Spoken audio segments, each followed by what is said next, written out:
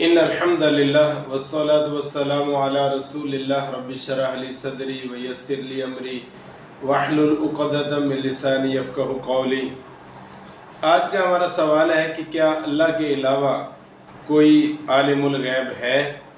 چونکہ پچھلی ویڈیو میں ہم دیکھ چکے ہیں دلائل کے ساتھ کہ اللہ تعالیٰ ہی عالم الغیب ہے، اور اللہ کے عالم الغیب ہونے کا مطلب کیا ہے یہ بھی ہم نے بتایا تھا۔ تو سوال یہ پیدا ہوتا ہے کہ کیا اللہ کے علاوہ کوئی اور بھی عالم الغیب ہے یا نہیں؟ بعض لوگ کہتے ہیں کہ اللہ تعالیٰ کے سوا انبیاء کرام علیہم السلام، صحابہ کرام اور اولیاء اعظام کو بھی علم غیب تھا، اور کوئی چیز ان کی نظروں سے اوجھل نہیں تھی۔ وہ عالم ما کان و ما یکون سے مکمل طور پر واقفیت رکھتے تھے۔ آئیے ہم دیکھتے ہیں کہ کیا یہ بات ٹھیک ہے یا نہیں۔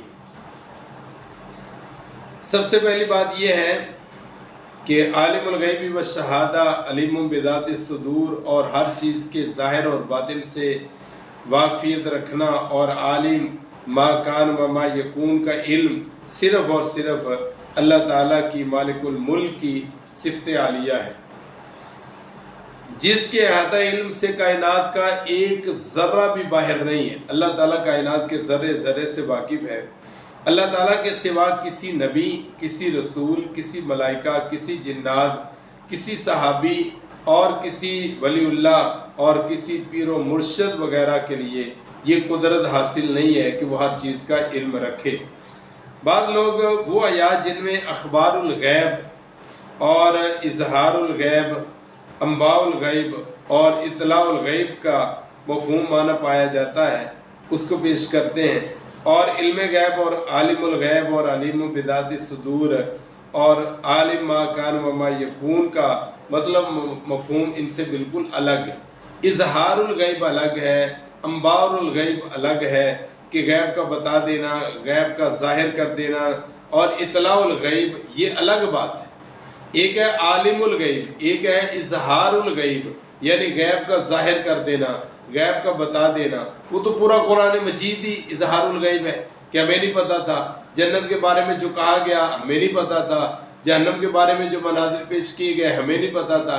یہ اظہار الغیب ہے کہ نبی صلی اللہ علیہ وسلم کو اللہ تعالیٰ نے ان چیزوں کا اظہار فرما دی، یہ الگ بات ہے۔ ایک یہ ہے کہ بتائے بغیر ہر چیز کا جاننا، یہ الگ ہے، یہ عالم الغیب ہے۔ عالم الغیب اور اظہار الغیب، انباء الغیب، اطلاع الغیب میں فرق ہے۔ عالم الغیب یہ اللہ تعالیٰ کی صفت عالیہ ہے، اور اظہار الغیب اللہ کسی کو بھی ظاہر کر سکتا ہے، اللہ کسی کو بھی بتا سکتا ہے۔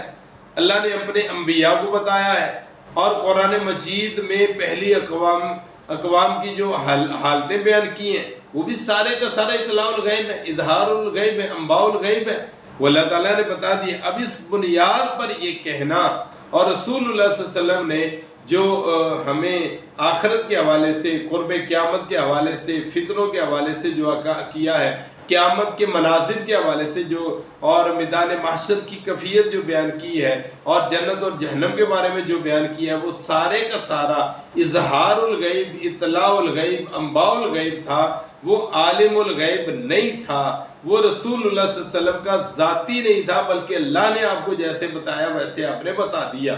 وہ اظہار الغیب اور انباء الغیب کے اندر آتا ہے۔ تو اللہ تعالیٰ کائنات کی ہر چیز کو جانتا ہے اور اس کے علم میں ہے۔ قرآن مجید اس بات کی وضاحت کرتا ہے۔ آج ہم صرف کچھ آیات کا ترجمہ ہم دیکھتے ہیں تاکہ ہمیں بات سمجھ میں آ جائے۔ اگر مفسرین کی آراء و تفاسیر اور ملائیں گے تو وہ بات لمبی ہو جائے گی۔ سورۃ الانعام کی آیت نمبر 59 کے اندر اللہ تعالیٰ فرماتے ہیں وَعِندَهُ مَفَاتِحُ الْغَيْبِ لَا يَعْلَمُهَا إِلَّا هُوَ، فرمایا کہ اسی کے پاس غیب کی چابیاں ہیں۔ لا يعلمها الا هو، اس کے علاوہ اسے کوئی نہیں جانتا۔ وَيَعْلَمُ مَا فِي الْبَرِّ وَالْبَحْرِ، اور وہ جانتا ہے خشکی اور تری میں جو کچھ ہے۔ وَمَا تَسْقُطُ مِنْ وَرَقَةٍ إِلَّا يَعْلَمُهَا، اور نہیں گرتا کوئی بھی پتا مگر وہ اسے جانتا ہے۔ وَلَا حَبَّةٍ فِي ظُلُمَاتِ الْأَرْضِ وَلَا رَطْبٍ وَلَا يَابِسٍ إِلَّا فِي كِتَابٍ مُبِينٍ، اور زمین کے تاریک پردوں میں کوئی دانہ بھی ایسا نہیں جسے وہ نہ جانتا ہو، وہ خشکی اور تری سب کچھ ایک کھلی کتاب کے اندر لکھا ہوا ہے۔ یعنی اللہ تعالیٰ ہر چیز کو جانتا ہے، چاہے وہ خشکی کی ہے چاہے وہ تری کی ہے۔ اسی طرح فرمایا وَلِلَّهِ غَيْبُ السَّمَاوَاتِ وَالْأَرْضِ وَإِلَيْهِ يُرْجَعُ الْأَمْرُ كُلُّهُ فَاعْبُدْهُ وَتَوَكَّلْ عَلَيْهِ وَمَا رَبُّكَ بِغَافِلٍ عَمَّا تَعْمَلُونَ۔ سورہ ہود کی آیت نمبر 123 کے اندر فرمایا وَلِلَّهِ غَيْبُ السَّمَاوَاتِ وَالْأَرْضِ، زمین و آسمان کا غیب اللہ ہی کے لیے ہے۔ وَإِلَيْهِ يُرْجَعُ الْأَمْرُ كُلُّهُ، اور فرمایا کہ اسی کی طرف ہے تمام کاموں کا رجوع، ہر کام کا رجوع اللہ کی طرف سے ہے۔ فَاعْبُدْ، اسی کی عبادت کرو، وَتَوَكَّلْ عَلَيْهِ، اور اسی اللہ پہ بھروسہ و توکل کرو۔ وَمَا رَبُّكَ بِغَافِلٍ عَمَّا تَعْمَلُونَ، جو تم کر رہے ہو اللہ تعالیٰ اس سے غافل نہیں ہے۔ تو اس سے یہ پتہ چلتا ہے وَلِلَّهِ غَيْبُ السَّمَاوَاتِ وَالْأَرْضِ، زمین و آسمان کا غیب اللہ ہی کے پاس ہے، اللہ کے علاوہ کسی اور کے پاس نہیں ہے۔ اسی طرح سورہ نمل کی آیت نمبر 65 کے اندر فرمایا قُلْ لَا يَعْلَمُ مَنْ فِي السَّمَاوَاتِ وَالْأَرْضِ الْغَيْبَ إِلَّا اللَّهُ وَمَا يَشْعُرُونَ أَيَّانَ يُبْعَثُونَ۔ فرمایا کہ آپ کہہ دیں کہ آسمانوں اور زمین میں جو بھی غیب ہیں وہ اللہ ہی جانتا ہے، وہ غیب نہیں جانتے مگر اللہ جانتا ہے۔ قُلْ لَا يَعْلَمُ مَنْ فِي السَّمَاوَاتِ وَالْأَرْضِ الْغَيْبَ إِلَّا اللَّهُ، اللہ کے علاوہ زمین و آسمان کی چھپی ہوئی چیزوں کو کوئی بھی نہیں جانتا، اللہ جانتا ہے۔ وَمَا يَشْعُرُونَ أَيَّانَ يُبْعَثُونَ، اور جن کے بارے میں تم یہ کہہ رہے ہو وہ تو یہ بھی شعور نہیں رکھتے کہ کب اٹھائے جائیں گے۔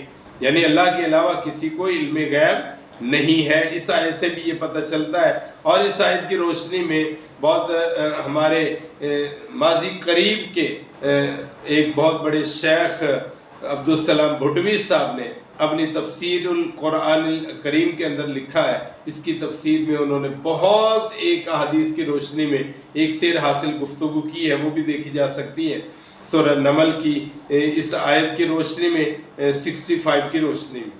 اسی طرح فرمایا قُلْ إِنَّمَا الْغَيْبُ لِلَّهِ، سورہ یونس کی آیت نمبر 20 ہے، کہہ دیں کہ غیب صرف اللہ ہی کے لیے ہے، اللہ کے علاوہ کسی اور کے لیے نہیں۔ انما الغیب للہ، اللہ ہی کے لیے غیب ہے۔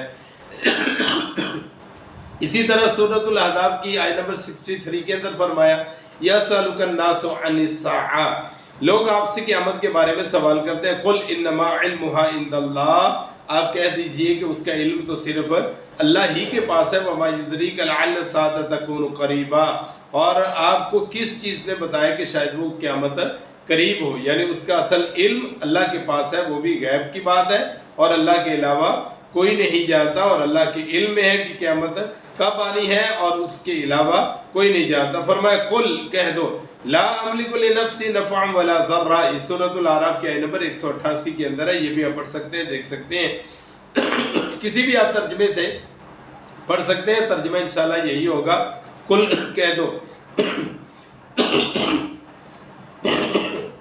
لا املک لنفسی نفعا ولا ضرا الا ما شاء اللہ، آپ کہہ دو کہ میں اپنی جان کے لیے کسی نفع نقصان کا مالک نہیں ہوں، میری جان کا نفع نقصان یہ بھی اللہ تعالیٰ کے اختیار میں ہے، میں اس کا مالک نہیں ہوں۔ وَلَوْ كُنْتُ عَالَمُ الْغَيْبَ لَاسْتَكْثَرْتُ مِنَ الْخَيْرِ، ہاں اگر میں غیب جانتا ہوتا تو میں بہت سارا سامان جمع کر لیتا۔ وَمَا مَسَّنِيَ السُّوءُ، اور مجھے کبھی فقر نہ پہنچتا۔ إِنْ أَنَا إِلَّا نَذِيرٌ وَبَشِيرٌ لِقَوْمٍ يُؤْمِنُونَ، میں تو ماننے والوں کے لیے بشیر اور نذیر بن کے آیا ہوں، بشارت دینے والا اور ڈرانے والا۔ اسی طرح سورۃ الانعام کی آیت نمبر 50 کے اندر فرمایا قل، کہہ دو، لا اقول لکم عندی خزائن اللہ، میں تمہیں یہ نہیں کہتا کہ میرے پاس اللہ کے خزانے ہیں، ولا عالم الغیب، اور میں یہ بھی نہیں کہتا کہ میں غیب جانتا ہوں، یعنی خود رسول اللہ صلی اللہ علیہ وسلم علم غیب کی نفی فرما رہے ہیں۔ ولا اقول لکم انی ملک، اور میں یہ بھی نہیں کہتا کہ میں کوئی فرشتہ ہوں۔